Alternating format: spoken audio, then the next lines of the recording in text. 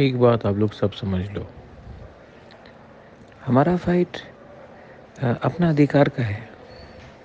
सब लोग बोल रहे हैं कि आप इनसे क्यों बात कर रहे हो, उनसे क्यों बात कर रहे हो। हम सबसे बात करेंगे जो हमें हमारा अधिकार देगा, और जो हमारा अधिकार हमको डिनाई करेगा, जो भी पार्टी हो, बीजेपी हो, सीपीएम हो, कांग्रेस हो, कोई भी हो, तो हम लोग वो पार्टी का विरोध करेंगे।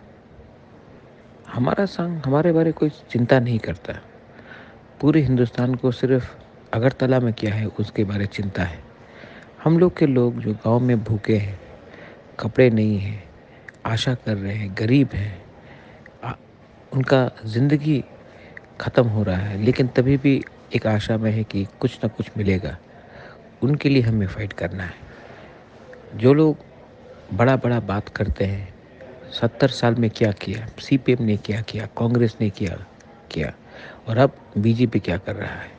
सबका साथ सबका विकास तिपरासा को छोड़ के कभी नहीं हो सकता। इसके लिए मैं कॉम्प्रोमाइज़ नहीं करूँगा। हमारा लाइन है, हम अपने लाइन में चलेंगे। जिसको आना है भाई का हम, जिसको नहीं आना है हम आपको जंग के मैदान में देखेंगे। दिस इज़ बुबागरा, बेलाइनो हम भाई।